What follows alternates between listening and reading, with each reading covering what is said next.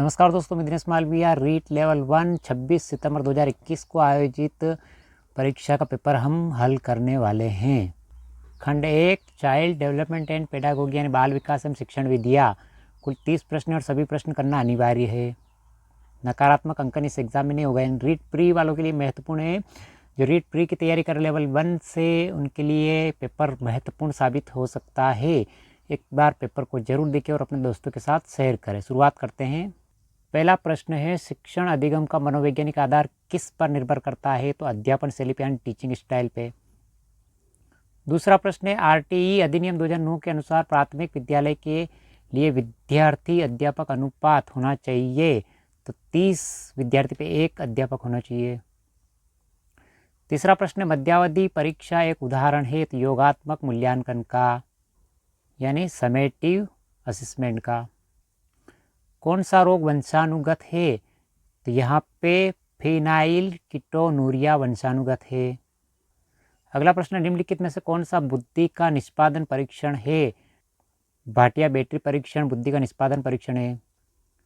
अगला प्रश्न, एनसीएफ 2005 के अनुसार गणित शिक्षण का प्रमुख उद्देश्य है बालकों के चिंतन का गणितीकरण करना यानी मैथमेटिशियंस ऑफ चाइल्ड थिंकिंग। अगला प्रश्न है, पारितोषिक तथा दंड के माध्यम से सीखना अधिगम के किस सिद्धांत से संबंधित है? तो क्रिया प्रसूत अनुबंधन यानी ऑपरेट कंडीशन से संबंधित है। निम्नलिखित में से कौन सी प्रक्रिया बाल्यावस्था के दौरान सीखने से संबंधित नहीं पूछा है आपको? तो रिफ्लेक्शन प्रतिबिंबन होता है, और कल्पना इमेजिनेशन होता है, आर्ग्यूमेंट तर्क होता है, लेकिन पूर्व अनुभव यानी पास्ट एक्सपीरियंस नहीं होता है।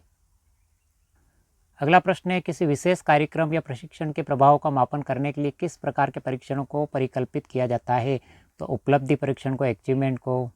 अगला प्रश्न, विकास की किस अवस्था में एक व्यक्ति व्यावसायिक समायोजन की समस्या का सामना करता है? तो किशोरावस्था में, एडोलसेंस में। अगला प्रश्न, उपचारात्मक शिक्षण किस प्रकार के बालकों के लिए प्रयुक्त होता है? तो धीमी गति से सीखने वालों के लिए यानी स्लो लर्नर्स के लिए। अगला प्रश्न, शिक्षण की खेलकूद विधि किस सिद्धांत पर आधारित है? तो वृद्धि एवं विकास सिद्धांत पर आधारित है, principle of grow and development पर। अगला प्रश्न, एनसीएफ 2005 की राष्ट्रीय स्टीयरिंग समिति के अध्यक्ष कौन थे? तो प्रोफेसर यशपाल। अगला प्रश्न है, आरटीई अधिनियम 2009 किस आयु समूह के बालकों के लिए है? तो 6 से 14 वर्ष के आयु समूह के लिए है। अगला प्रश्न है, निम्नलिखित में से कौन सा दैहिक अभिप्रेरक नहीं है पूछा है आपको? तो हंगर यानी भूख है, स्लीप यानी नींद भी है, थ्रस्टी यानी प्यास भी है, लेकिन उपलब्धि यानी अचीवमेंट नहीं है। व्यक्तिगत भिन्नता को निर्धारित करने के लिए निम्न में से कौन सा जैविक कारक नहीं है? नहीं ये पूछा है आपको तो आनुवंशिकता है, जन्मजात स्वभाव है, शारीरिक स्वास्थ्य है, लेकिन आपको पूछा नहीं है तो अभिभावक बालक संबंध नहीं है, यानी पेरेंट चाइल्ड रिलेशनशिप नहीं है।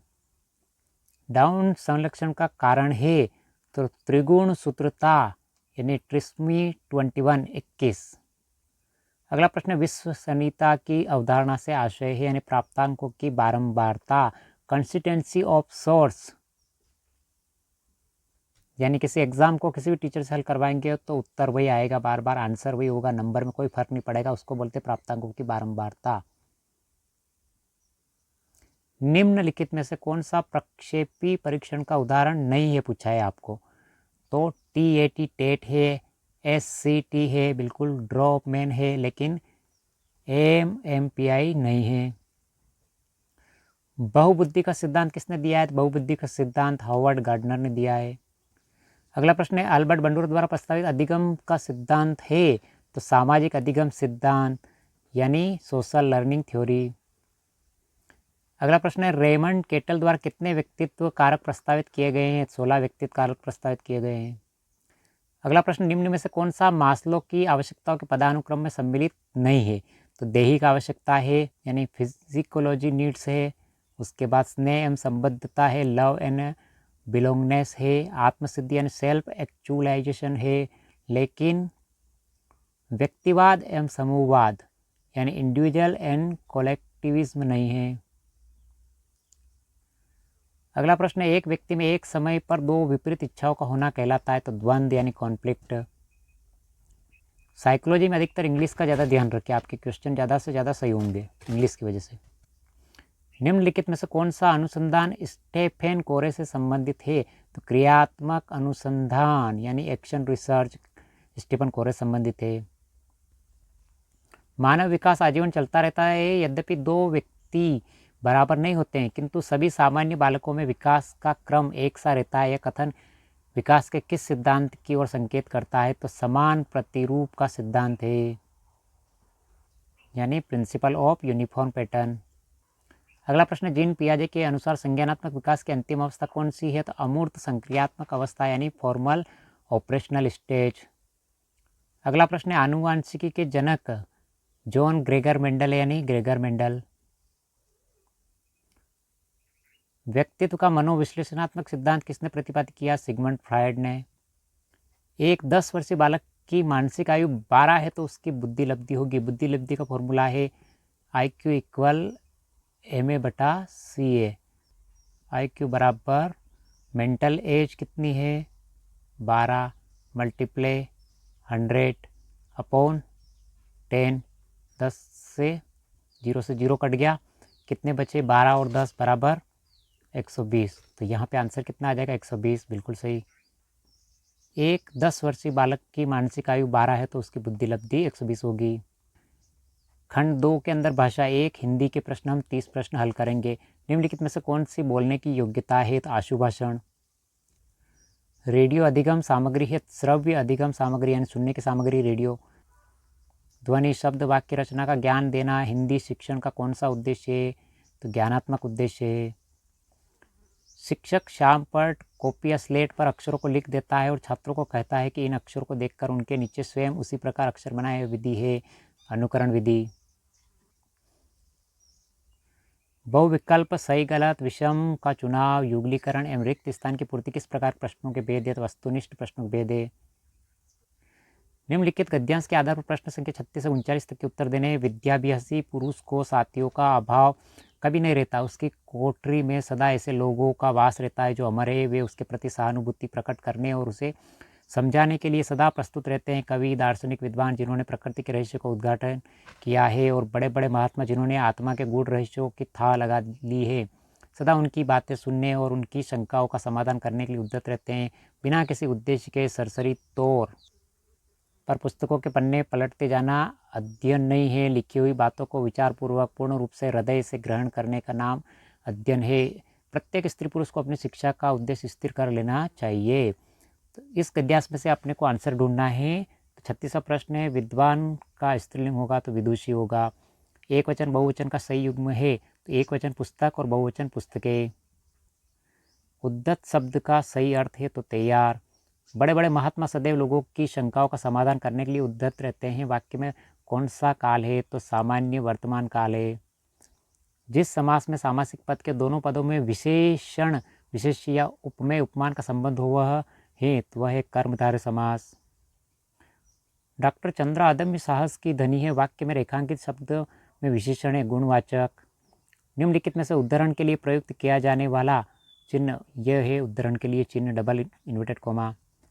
उस शिक्षा शास्त्री का नाम बताए जिन्होंने कहा था कि स्कूल एक बाग है, अध्यापक एक माली है और बच्चे पौधे के समान है। फ्रोबेल ने। राष्ट्रपिता महात्मा गांधी द्वारा प्रवर्तित बेसिक शिक्षा का एक प्रमुख सिद्धांत है तो मातृभाषा के माध्यम से शिक्षा प्रदान करना। निम्नलिखित गद्यांश के आधार पर प्रश्न संख्या 45 से 49 तक के उत्तर लिखिए। सुखी, सफल और उत्तम जीवन जीने के लिए किए गए आचरण और प्रयत्नों का नाम ही धर्म है। देश काल और सामाजिक मूल्यों की दृष्टि से संसार में भारी विविधता है, अतः अपने अपने ढंग से जीवन को पूर्णता की ओर ले जाने वाले विविध धर्मों के बीच भी ऊपर से विविधता दिखाई देती है। आदमी का स्वभाव है कि वह अपने विचारों और जीने के तौर तरीकों को, अपनी भाषा और खान पान को सर्वश्रेष्ठ मानता है तथा चाहता है कि लोग उसी का अनुसरण और अनुकरण करें। यथाशक्ति दूसरों से अपने धर्म को श्रेष्ठ समझते हुए वह चाहता है कि सभी लोग उसे अपनाएं। इसके लिए वह जोर जबरदस्ती को भी बुरा नहीं समझता है। धर्म के नाम पर होने वाली जातिगत विद्वेष, मारकाट, हिंसा के पीछे मनुष्य की यही स्वार्थ भावना काम करती है। देश शब्द का पर्यायवाची राष्ट्र, उत्तम का विलोम होगा अधम। अपने हित के लिए किया गया कार्य, वाक्यांश के लिए एक शब्द होगा स्वार्थ। विद्वेष शब्द में उपसर्ग है तो यहाँ पे वि उपसर्ग है। यथाशक्ति शब्द में समास का प्रकार है तो यहाँ पे अव्ययीभाव समास है। व्याकरण शिक्षण प्रणाली में किस प्रणाली को विकृत रूप में सुग्गा प्रणाली भी कहा जाता है? तो पाठ्यपुस्तक प्रणाली को सुग्गा प्रणाली कहा जाता है।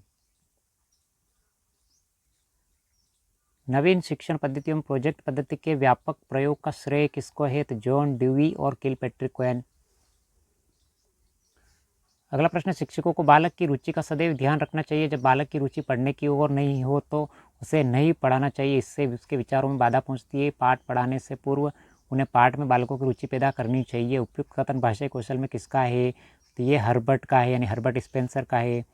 पाठ्यपुस्तकों के उद्देश्य के अंतर्गत पाठ्यपुस्तकें शिक्षक या बालकों के लिए साध्य नहीं वरन साधन है। भाषा शिक्षण में उपयोगी श्रव्य दृश्य साधन है। तो अभिनय में सुनना और देखना दोनों होता है, श्रव्य दृश्य दोनों होता है। अगला प्रश्न, मुहावरे के प्रयोग से बने वाक्य का सही विकल्प चुनिए। दोनों भाई खेत के स्वामित्व के लिए लाल पीले हो रहे थे। हिंदी भाषा में वाक्य के मनुष्य अंग होते हैं 2। खुद श्रीमान बैंगन खाए औरों को परहेज बताए। लोकोक्ति का सही अर्थ होगा केवल दूसरों को सलाह देना लेकिन उसे व्यवहार में न लाना। परोपकार में किस संधि का प्रयोग हुआ है? गुण संधि का। मुझे विश्वास है कि उन्हें किसी अन्य बंदी से नहीं मिलने दिया जाता है। उक्त वाक्य है, तो मिश्र वाक्य है। आपका जीवन सुखमय हो अर्थभेद के आधार पर किस प्रकार का वाक्य है? तो इच्छावाचक वाक्य है। हिंदी कंप्लीट हो चुकी है।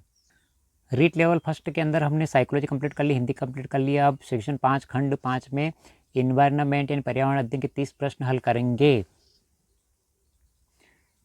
121वां प्रश्न, स्वच्छ भारत मिशन कब शुरू किया गया? तो 2 अक्टूबर 2014 को गांधी जयंती के उपलक्ष्य में पीएम नरेंद्र मोदी द्वारा। निम्नलिखित को सुमेलित करें तो सही का चयन करें।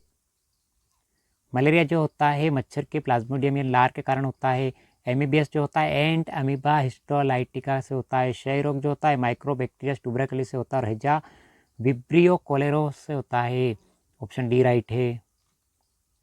अगला प्रश्न, बर्फ से बनाया गया घर कहलाता है तो इग्लू कहा जाता है। अगला प्रश्न, राजस्थान का जिला जो राज्य के अधिकतम जिलों के साथ अपनी सीमा साझा करता है तो सबसे ज़्यादा तो यहाँ पे नागौर है जो 8 जिलों से सीमा साझा करता है। कपड़ों का समूह बिना सिले पहना जाता है। धोती साड़ी और पगड़ी बिना सिले पहना जाता है। निम्नलिखित में से उस त्यौहार को चुनिए जो श्रावण पूर्णिमा को मनाया जाता है। तो रक्षाबंधन श्रावण मास की पूर्णिमा को मनाया जाता है जिसे नारियल पूर्णिमा भी कहा जाता है। सीताबाड़ी का मेला शहर या जनजाति का कुंभ जहाँ लगता है वह है केलवाड़ा बारा के अंदर। राजस्थान का राज्य वृक्ष है खेजड़ी प्रिस्नोपिस साइनेरिया, इसका नाम है वैज्ञानिक। निम्नलिखित में से कौन सा एंजाइम अग्नाशय द्वारा स्रावित नहीं होता है? तो लाइपेज होता है, ट्रिप्सिन होता है, एमाइलेज होता है, लेकिन रेनिन नहीं होता है। भारत का राष्ट्रीय जलीय प्राणी है गांगे डॉल्फिन जलीय प्राणी है। विशिष्ट से सामान्य का सिद्धांत निम्नलिखित में किसमें उपयोग होता है? तो आगमन विधि में होता है, इंडक्टिव मेथड में। रानीखेत रोग किससे संबंधित? मुर्गियों से संबंधित है। पर्यावरण के जैविक घटक है तो पौधे पर्यावरण के जैविक घटक है। अगला प्रश्न है, वनोन्मूलन का दुष्परिणाम है मृदा अपरदन में वृद्धि। अगला प्रश्न है, अफीम किससे प्राप्त होती है? पेपाइवर सोमनीफेरम से, यानी अफीम। नीचे दिया गया यातायात संकेत इंगित करता है, तो ये यातायात संकेत रेलवे क्रॉसिंग का इंगित करता है। राजस्थान किस देवता को ऊँटों का देवता के नाम से जाना जाता है? बाबू जी को, जो पहली बार मारवाड़ में ऊँट लेके आए थे। भारत में वन्य जीव संरक्षण अधिनियम किस वर्ष लागू हुआ? 1972 में। जो जातियों की रेड डाटा बुक प्रकाशित करता है वह संगठन है IUCN। जैव विविधता यानी बायोडाइवर्सिटी शब्द किसने दिया था? तो WG रोजन ने। विश्व में कांगसुंग की तरफ से माउंट एवरेस्ट पर सफलतापूर्वक चढ़ने वाली प्रथम महिला कौन है? तो संतोष यादव। अंतर्राष्ट्रीय जैव विविधता दिवस मनाया जाता है तो 22 मई को, और 22 अप्रैल को पृथ्वी दिवस मनाया जाता है, और 22 मार्च को जल दिवस मनाया जाता है। भारत में रेडियो प्रसारण की शुरुआत किस वर्ष हुई थी? तो 1927 में। विटामिन ए की कमी से कौन सा रोग होता है? तो रतौंधी रोग होता है। सौर परिवार का सबसे बड़ा ग्रह कौन सा है? बृहस्पति। ग्रेगर जॉन मेंडल ने शोध किया था तो मटर उद्यान पर। प्रथम भारतीय अंतरिक्ष यात्री कौन थे? तो राकेश शर्मा। निम्नलिखित में से राजस्थान के किस दुर्ग को चिड़ियाटूक के नाम से भी जाना जाता है? मेहरानगढ़ दुर्ग को, जो जोधपुर में स्थित है चिड़ियाटूक पहाड़ी पर। जल दिवस किस दिन मनाया जाता है? 22 मार्च को। और 22 अप्रैल को पृथ्वी दिवस मनाया जाता है। निम्नलिखित में से कौन सा एंजाइम लार में उपस्थित होता है? तो टॉयलिन लार के अंदर उपस्थित रहता है। तो रीट लेवल 1 26 सितंबर 2021 को पेपर जो हुआ था उसको हमने हल किया है और सर्वाधिक भर्ती लेवल 1 की इस एग्ज़ाम के माध्यम से हुई थी। तो रीट लेवल 1 में इस प्रकार के प्रश्न पूछे जाते हैं। रीट पात्रता परीक्षा के लिए महत्वपूर्ण पेपर है। तो old question old is gold, पूर्व एग्ज़ाम में पूछे गए प्रश्न को इग्नोर ना करें। 26 सितंबर 2021 को आयोजित रीट परीक्षा जिसमें एक ही एग्ज़ाम हुआ था और रीट लेवल 1 की एक ही एग्ज़ाम में ज्वाइनिंग हो गई थी। तो रीट पात्रता परीक्षा के लिए इसी प्रकार के प्रश्न पूछे जाते हैं। हमने सबसे पहले साइकोलॉजी के 30 प्रश्न हल किए, उसके बाद 30 प्रश्न हिंदी के हल किए और 30 प्रश्न हमने पर्यावरण के अध्ययन के हल किए। हमने गणित के हल नहीं किए 30 प्रश्न और 30 प्रश्न संस्कृत के हल नहीं किए, लेकिन आपको PDF उपलब्ध हो जाएगी जिसमें सारे क्वेश्चन हल किए हुए मिलेंगे आंसर सहित। तो कैसा लगा वीडियो? लाइक शेयर सब्सक्राइब तो कर ही दीजिए और अपने दोस्तों को शेयर कर दीजिए। और एग्ज़ाम की तैयारी कर रहे हैं तो पूर्व एग्ज़ाम में पूछे गए प्रश्नों को ज़रूर एक बार देखिए। Old is gold. कैसा लगा वीडियो? एक बार फिर से लाइक शेयर सब्सक्राइब जरूर करें। मिलते हैं अगले वीडियो में। Thank you.